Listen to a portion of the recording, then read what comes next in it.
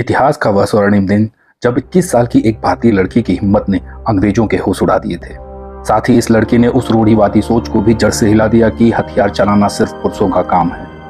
यह 21 साल की लड़की थी बीना दास।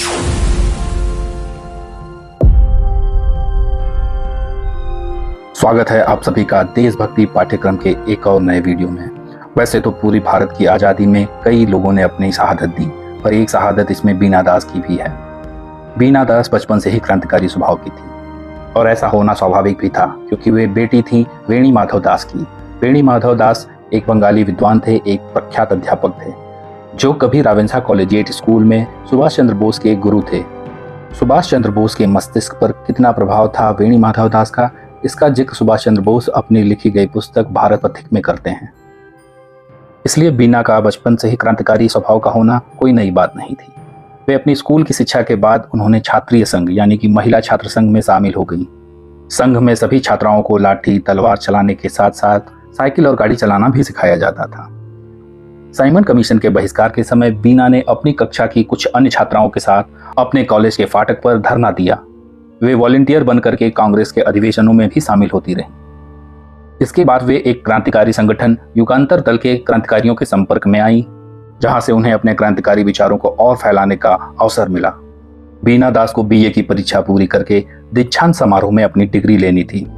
उन दिनों बंगाल के गवर्नर स्टैनली जैक्सन को कलकत्ता विश्वविद्यालय के विद्यार्थियों को दीक्षांत समारोह में उपाधियां बांटनी थी। बीना ने अपने साथियों से बात करके यह तय किया कि डिग्री लेते समय वे दीक्षांत भाषण देने वाले बंगाल के गवर्नर को अपनी गोलियों का निशाना बनाएंगी, क्योंकि बंगाल के गवर्नर उस सिस्टम का हिस्सा हैं जिसने उनके 30 करोड़ देशवासियों को गुलामी की जंजीरों में जकड़ा हुआ है, और वे गवर्नर की हत्या कर इस सिस्टम को हिला देना चाहती थी। जैसे ही स्टैनली जैक्सन ने समारोह में अपना भाषण देना शुरू किया, बीना ने भरी सभा में उठकर गवर्नर पर गोलियां चला दी, पर बीना का निशाना चूक गया और गोली जैक्सन के कान के पास से होकर गुजरी। गोली की आवाज से सभा में अफरा तफरी मच गई। इतने में लेफ्टिनेंट कर्नल सोहरावर्दी ने दौड़कर बीना का गला एक हाथ से दबा दिया और दूसरे हाथ से पिस्तौल वाली कलाई पकड़कर हॉल की छत की तरफ कर दी। इसके बावजूद बीना एक के बाद एक गोलियां चलाती रही।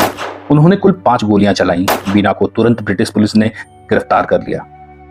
बीना दास पर मुकदमा चलाया गया और उन्हें 9 साल के कठोर कारावास की सजा हुई। मुकदमे के दौरान उन पर काफी दबाव बनाया गया कि वे अपने साथियों के नाम उगलते, लेकिन बीना टस से मस नहीं हुई। उन्होंने मुकदमे के दौरान कहा, मैं स्वीकार करती हूं कि मैंने सीनेट हाउस में अंतिम दीक्षांत समारोह के दिन गवर्नर पर गोली चलाई थी। मैं खुद को इसके लिए पूरी तरह से जिम्मेदार मानती हूं।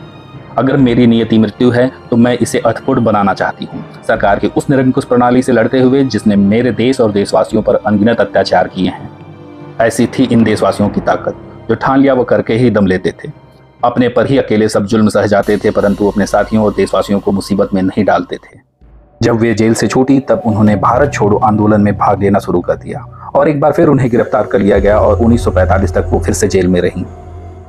भारत की आज़ादी के बाद उन्होंने प्रोविंशियल असेंबली का इलेक्शन जीता और उन्होंने खुद को कांग्रेस से अलग कर लिया, कुछ वैचारिक मतभेदों के कारण। बीना दास को उनकी समाज सेवा के कार्यों के लिए 1960 में भारत सरकार ने पद्मश्री से सम्मानित किया। बीना दास अपने पति जतीश चंद्र भौमिक की मृत्यु के बाद ऋषिकेश उत्तराखंड चली जाती हैं। 26 दिसंबर 1986 को ऋषिकेश की पुलिस को एक डेड बॉडी मिलती है जो पार्सली डिकम्पोज स्टेट में थी।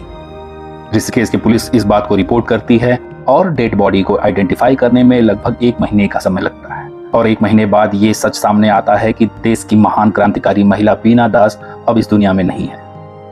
हालांकि बीना दास की मृत्यु से संबंधित एक वैकल्पिक सच भी सामने आता है, जिसे उनके एक नजदीकी रिश्तेदार ने डीडी बांग्ला पर प्रस्तुत एक डॉक्यूमेंट्री में बताया, और ये डॉक्यूमेंट्री 26 दिसंबर 2021 को रिलीज हुई थी। उनके इस रिश्तेदार के अनुसार बीना दास को एक बस में अनकॉन्शियस स्टेट में पाया गया था, जिसे रिपोर्ट करने पर वहां की पुलिस ने उन्हें हॉस्पिटल में एडमिट कराया, जहां उसके अगले दिन उनकी मृत्यु हो गई थी। खैर, अंत जैसा भी हुआ, पर यह तो सत्य है कि हमारे देश की इस महान महिला क्रांतिकारी का अंत गुमनामी में हुआ। अपनी जिस डिग्री को लेते समय उन्होंने बंगाल के गवर्नर स्टैनली जैक्सन पर गोलियां चलाई थी, उस डिग्री को उस समय की ब्रिटिश सरकार और कलकत्ता यूनिवर्सिटी ने रोक दिया था, लेकिन उसे 2012 में लगभग 80 सालों के बाद कलकत्ता यूनिवर्सिटी बीना दास को वो डिग्री प्रोवाइड करती है, वो भी उनकी मृत्यु के बाद। तो ऐसे थे हमारे देशभक्त क्रांतिकारी, और सच में हमें इनसे प्रेरणा लेनी चाहिए।